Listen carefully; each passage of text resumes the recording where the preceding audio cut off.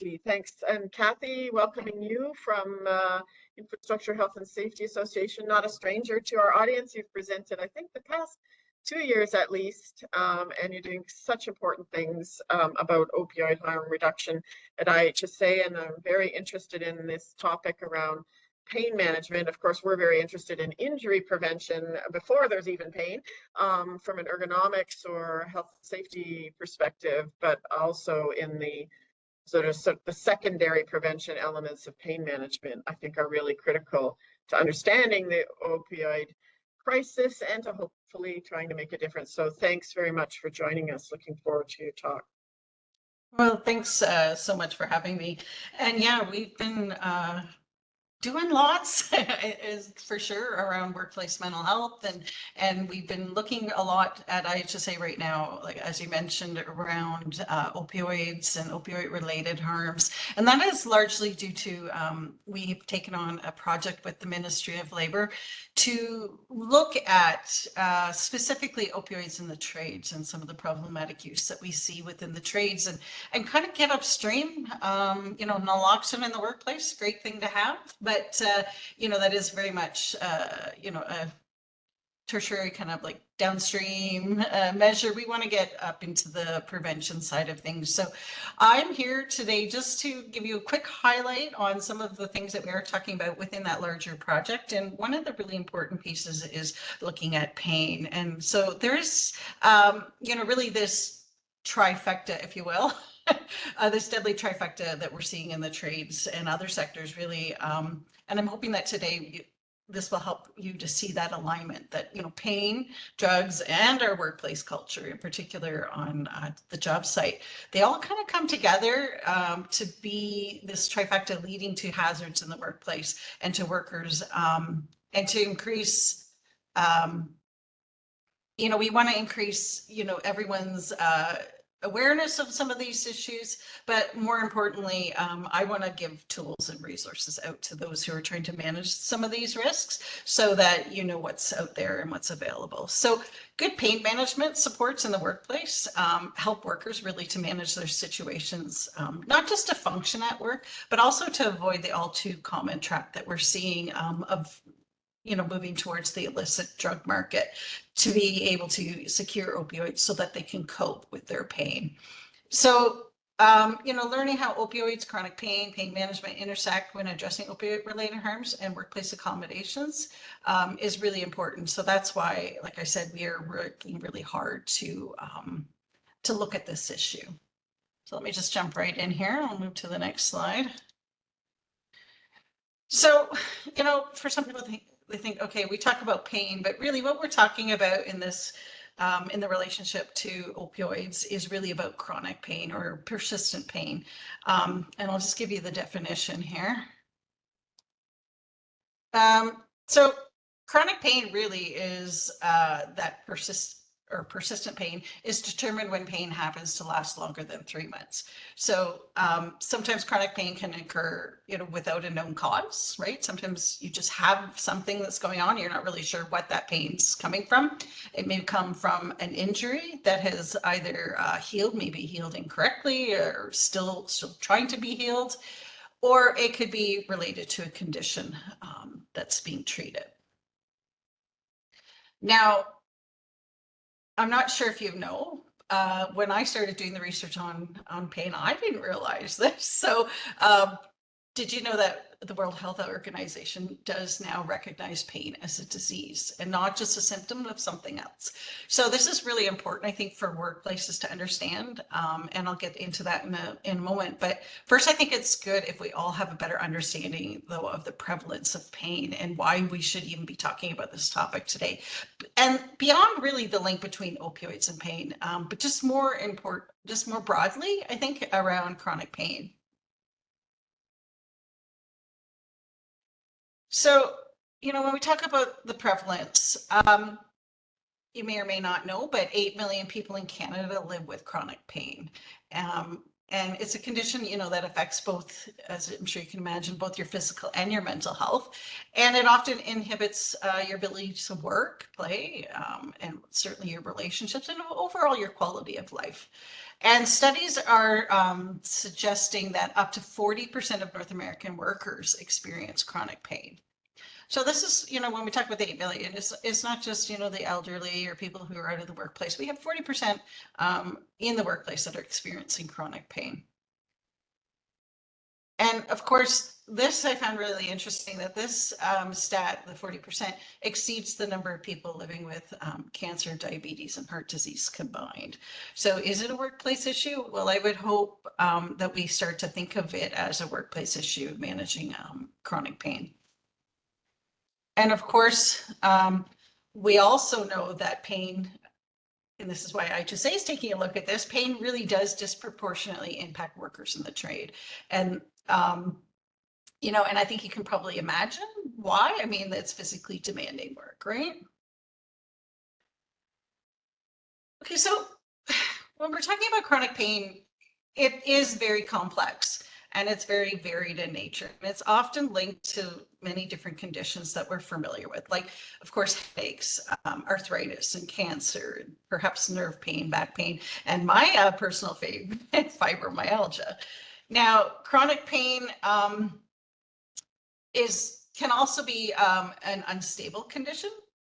You know, it's not always something, you know, that's going to be happening every day. But we also know that chronic pain can at times be very debilitating for a person. Now, if you suffer from migraines, you're likely familiar with that debilitating pain. Someone with fibromyalgia, it's definitely episodic, and it can be quite debilitating as well, so among many other conditions that people are working with today. Now, chronic pain in work. So experiencing chronic pain at work, as you can imagine, can be problematic on many fronts. It's associated with increased absence, job performance, decrease in your job performance, your concentration problems, certainly, and of course, physical limits, and for some, displays of impatience towards coworkers and customers, and as we are linking, and we know, problematic substance use as well. Now, chronic pain can be very invisible, right? It's not something you necessarily see happening with a worker. And workers will often go to great lengths to conceal it as well. Oops, sorry. Therefore, pain can be, you know, like, it can be really hard to spot in the workplace. And it makes it hard to offer support individually to those most in need. So we're going to talk about why we need to bring this out as more of a broader workplace conversation, and not simply at the individual level. Now, musculoskeletal disorders. Val, hopefully you'll be happy to see this slide. There is definitely a link in the workplace with pain and musculoskeletal disorders. So according to WSIB, musculoskeletal disorders represented over 40% of all lost time compensation claims in Ontario. And we know, of course, that when left unaddressed, musculoskeletal disorders also threaten both worker health and the safety in the workplace, as well as business economic performance. And about 34% of construction workers have had at least one musculoskeletal disorder symptom. So they are displaying at least one. So this is one of the reasons why IHSA really looks at musculoskeletal disorders quite a bit, because that's a pretty high significant number. But what I think is really important, and what I'm trying to drive home with my work with the opioids, is that compared to those without musculoskeletal disorders, the prescription opioid use does triple among construction workers with musculoskeletal disorders. So we know that that's where a lot of the opioid use and the prescriptions are coming from. So when we look at the recent stats around opioid use among construction workers, you know, like I said, you can start to make some of the connections between the musculoskeletal disorders, chronic pain, and the opioids. And, you know, there's certainly several other influencing factors that the uptake of opioids in many industries. Folks definitely, you know, it's not limited to just the trades. So if you have a workplace where there is a lot of people doing heavy physical labor, your workers are definitely at higher risk, according to the Institute of Work and Health. So from some of the research we're seeing, the more recent research out of the Institute of Work and Health around the opioids, they're starting to link that, yes, definitely if you do heavy work, you're at higher risk of opioids. And that shouldn't be of great surprise to most people, but it is validated now through the research. So we can thank the Institute of Work and Health for that. So often, you know, we know that often workplaces can be the source of our chronic pain, right? From the work that we do. All right, so I often get this in the construction industry or the trade industries too, saying, well, we don't have drugs on site. Well, I don't know. Do you not? I don't know. But I would say, yep, you probably do. And I would say, you know, especially not necessarily just the trades, but, you know, manufacturing and you know, certainly mining and other industries that, you know, have that physical component, a high demand on the body, there is likely drugs circulating through the workplace. So what can you do?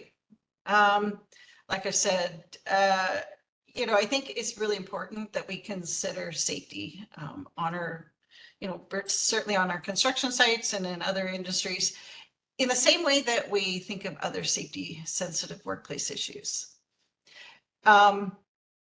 Yet there are other reasons to be concerned if drugs are being used by workers, whether, you know, the use is due to chronic pain issues or mental health or addiction challenges, or even short-term acute pain management. Drugs such as opioids, you know, are a concern, along, of course, the illicit street drugs like fentanyl and non-opioid street drugs like cocaine, crystal meth, among others. Sorry, I just got a note that my internet's choppy, so hopefully you can hear me okay. So there are opioid-related harms that can result from using opioids, especially for chronic pain management, and this is where I think using opioids is problematic. Thanks, Val, for stopping my video there.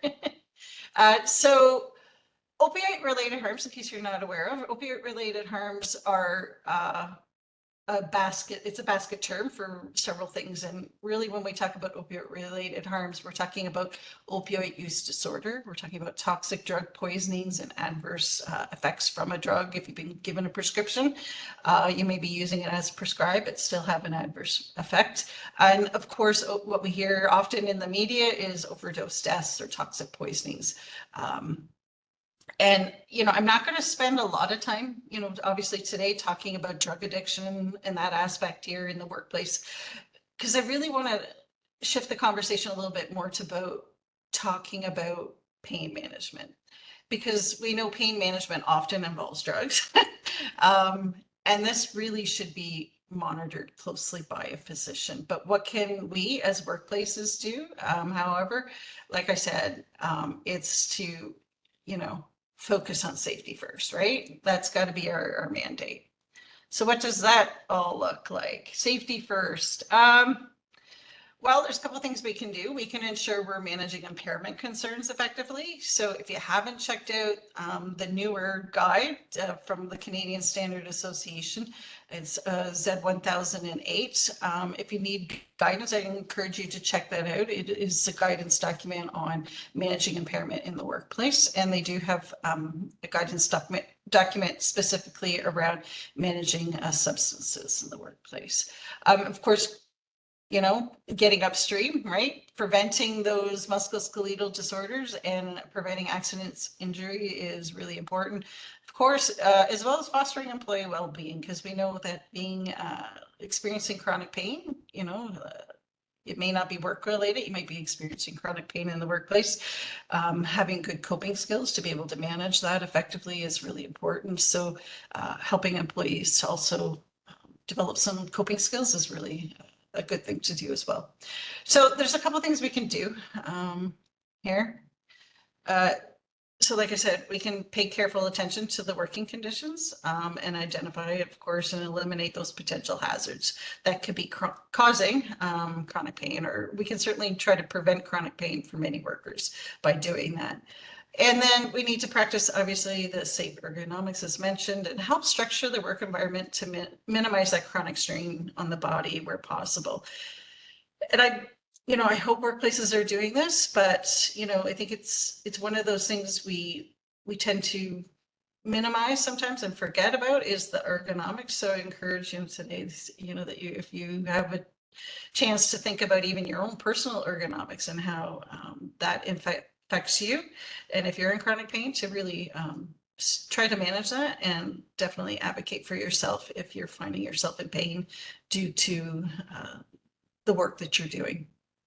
And of course, I mentioned Z 1008. All right, so employers, you do have a duty to support. Workplaces can support those living with chronic pain just as they can support individuals living with other chronic illnesses like diabetes or cancer. Because chronic pain is considered a disease, as I mentioned earlier, and can be disabling, it should be managed by the disability management system. And we know, of course, disabilities are protected ground under the Human Rights Act of Ontario. And supporting workers as they manage their pain at work is not only, a legal obligation, it really is also the compassionate response to those in need of accommodation and support in the workplace. So I hope you consider your duty as employers as well in this issue. Now, the first slide, the title page was around culture and the culture being a piece of all of this. And we must all challenge our personal attitudes and belief around chronic pain and, some of the barriers that are created in the workplace because of that. If you think back and reflect back to years ago, fibromyalgia is a great example. Fibromyalgia was considered, all in your head, it's a mental health condition. It had nothing to do with, you're really not feeling pain. It's all up here. Well, we know a lot more about fibromyalgia. It is a bona fide condition. It can be diagnosed like any other condition. And, someone is in chronic pain and it's episodic. So we can help that person manage. And I won't continue more on that thought. But we do also know that often feel reluctant to talk about their pain due to fear of discrimination, and sometimes job loss even. In the trades, we know if you can't work or you're struggling to do your job effectively due to pain, sometimes you're just not called onto the job, especially if you work in a unionized environment where you go from job site to job site. If they know you can't do the work as well as the next guy, sometimes you just don't get called back. So people are reluctant to step up. And that's where the switch to the opioids often comes in play, is because people are just trying to cope. So taking the opioids so that they can get back to work and they can keep up with, the younger guys or the guys that aren't injured or women, it's problematic, right? So we want people to be able to step up and talk about this. And remember that, like I said, chronic pain is a disease and it does require a compassionate response from workplaces. Now, that being said, we still know that many people still believe in the suck it up approach to managing pain. In the trades, this is still quite prevalent. A lot of, and I'll say men because it's often tied to some of the masculine norms that we have in society, but men have to be tough and, suck it up at all costs, just kind of get back to work through the pain. And this does turn to a lot of self-treatment, including self-medication, which can be problematic and unsafe for both the worker and the workplace. You can imagine if people are self-medicating themselves. So I found this study really interesting. There's a 2021 Harvard Business Review study that showed that leaders have limited awareness and knowledge about how to lead those with chronic pain.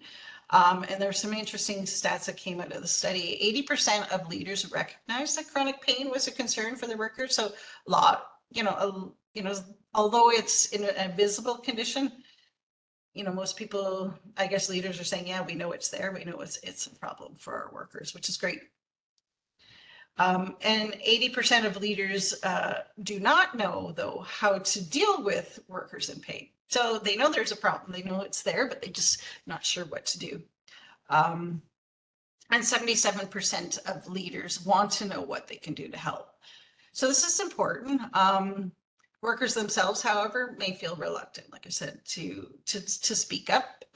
So we have to look at what are those barriers on folks speaking up and working with their employer on managing pain.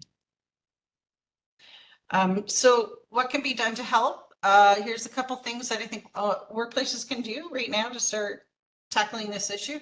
I think first, we need to listen to the worker and work towards finding solutions for managing chronic pain, especially for those who do come forward and who do want to work with the employer. So those quick wins, right? Those low-hanging fruit, if you will. And then we need to help all workers understand the need for safe, informed chronic pain management. We often, like I said, can be exposed to pain or chronic pain for multiple reasons, not always workplace related. So just having conversations around pain and how to manage chronic pain is really an important thing that we can all do at the broader workplace level, sort of normalize the conversation. Hopefully that will help remove some of the barriers. So education and, educate and raise that awareness. In particular around potential harms around taking opioids for chronic pain or even short-term pain, is really important as well as part of that conversation. And, if you can increase access to chronic pain management resources, so through that education, making sure there's links and resources provided where there's some good credible resources. I think this is really important piece of building your chronic pain management program for employers and supervisors. So, educate your workers around pain and management, but also educate your supervisors, right, on how to support, how to have those supportive conversations. Of course, encourage workers to seek individualized pain management treatment plans with a knowledgeable primary care provider, and hopefully one that in particular that knows a bit about pain management and chronic pain management. Be ready to increase, be ready in case an opioid related emergency occurs. So have naloxone on every work site if you don't.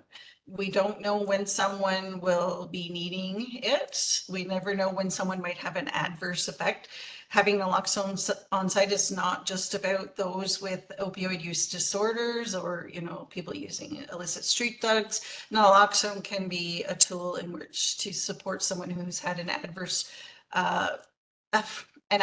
response to a prescribed opioid, who they may be taking it as prescribed but are having an allergic reaction. So it might be something that you're just not aware. We know more and more stats are coming out that seniors are having problems with opioids. And so we need to, I personally, this is my personal thought, I think naloxone should be in every home and in every workplace, every home that someone takes opioids. I should state that. And of course, demonstrate compassion. It could be you next, right? We just never know when we'll be in chronic pain or that next person have chronic pain.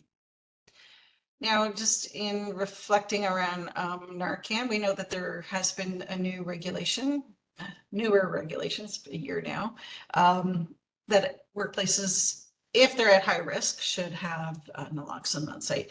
And I know that the Ministry of Labor's program that they have has been winding down, and we've been getting calls at IHSA wondering on where we can get Narcan. And so this is a place where you can go ahead and order Narcan as a workplace and purchase as many kits as you need. But just remember, this is a downstream approach, but an important thing to have in your first aid program. So, what is IHSA up to these days is, as I mentioned, this talk around pain is really coming out of that Chief Prevention Project with the Ministry of Labor. And part of what we're doing is developing out a safety talk series attached to the project. And we're going to be looking at several different topics, but one of the topics that we're taking a closer look at is pain. So there is this little mini pain management series that will be available, and I'll post it on our website by the end of this month. So I encourage you to come back and look for those. Those just a quick screenshot of what's to come. They're in with marketing right now, going through their final edits. But in the meantime, got lots of resources here that I'll make sure are out to you all that have attended today and post it with OCAL. But we developed a guide, a seed document with the opioid project around all things related to managing opioids in the workplace. And we pulled together lots of different resources, and some of the resources were around pain, because that certainly, like I said, is a piece of the larger puzzle. And these are some of the resources here that, again, are hyperlinked to make sure are left to you. But if you don't know much about managing chronic pain, or it's not something you've ever really thought that the workplace should be doing, or you might want to explore a little more. Some of, like, Pain Canada is a great resource, and there's some great research documents also listed here in the resources. So I'm just going to wrap up here. If you have any questions or comments, I'm free to talk now about those, or I'll stay online until later. But I just want to thank OCAL again for having me back for another year. They don't seem to be getting sick of me yet, so that's a good thing. There is a QR code here that you can scan if you'd like to just get access to some of the resources that are available right now on the opioid related project and other mental health resources that we have. But otherwise, thank you. There's my contact information. And I'm going to just stop share here so that we can see everybody. Great. Thanks a lot, Kathy. Once again, very, very informative, and a lot of valuable links and a lot of great resources. I know they're targeted to construction, but I think they probably can be used in other workplaces fairly easily. Yeah, yeah, definitely. There's a lot there, but it's not just a construction issue. Like I said, if you have a workforce that's doing a lot of heavy work, there will be problematic opioid use happening in the workplace. So definitely can use those tools. But I think it's important. We all, different times you have surgery, right? You get prescribed an opioid, you have an injury for whatever reason, you slipped on the ice, or you went golfing and you threw out your back. You might be on short-term opioids, and problems can occur even with short-term opioid use. And I think we need to reflect on that as well. So especially in the downstream approaches, like in having naloxone at a minimum. Yeah. Well, I think even being conscious of that in disability management situation, I think of the risk and supporting workers in when they're injured, that's secondary prevention, right? And in return to work, not having the expectation that you can recover instantly and still lift and still push and still pull and that kind of thing, because I guess go ahead. Absolutely, Val. Yeah, no, I was going to say, just because WSAB might say you're ready to go back to work doesn't mean you are ready to go back to work. Because, we have guidelines with all of the insurance companies. They have guidelines, treatment guidelines, and sometimes people don't fit within the guidelines. And, their body might be slower to recover. And I think, but there's, especially in the trades, there is a real impetus to get people back to work early. They work hourly, right? Yeah, and so they want to get back to work, right? Got to get those bills. Yeah, they're going to get those bills paid, and there's labor shortages. So lots of reasons why someone may turn to using an opioid or using any strong pain medication. And I think we need to be, more sympathetic and aware and have those conversations. I see Miri has posted a comment about the important to consider the impact of chronic pain. Ooh, I scrolled away from the comment, Miri. I don't know if you want to make it yourself, because you also included a link to, I think, is it a provincial website about chronic pain management, which I'd be interested in knowing more about. But the comment is that the impact the pain itself has an impact on mental health and illness, which can complicate and extend recovery for sure. And also mental illness can have a physical pain response, right? They are tied together. Absolutely. Yeah. So Amiri, I don't know if you wanted to unmute and add anything about the website that and your use of it yourself, or if you know any more about that. Take control, take charge, or do you know anything, Kathy? Yeah, so when I did some research on this, there's so many great resources out there. And if there's any very specific ones to the workplace, I apologize. It was a while ago that I did some of this research. So I would definitely check out the links that I did provide there. There's some great tools and resources. And what I try to do is like some of those pain portals, right? That they'll give you the links to a lot of other resources. So go in, check them out if this is an area that you yourself, maybe yourself have chronic pain, or someone with chronic pain, or you are in charge of that element of the disability management at the workplace. But I encourage occupational health and safety folks to really think about pain, right?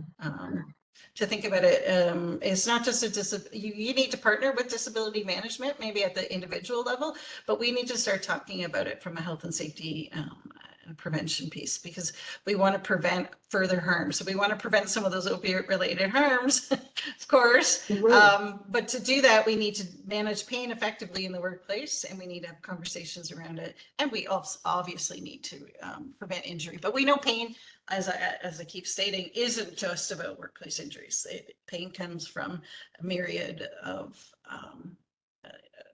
reasons, right? Like just so many things, right? Mental health being one of them, of course. Thanks. Thanks you, Kathy, and Miri. I see she's having mic issues, I think, so can't speak.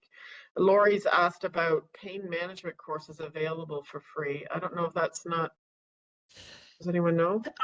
Anyone else here? Are you, Kathy, for sure? You know what, if there's any specific questions around resources, I don't mind doing a little digging for people if they want to drop their information, or maybe I can drop my contact information into the chat now. Folks can send me a direct email, because yes, there's lots out there.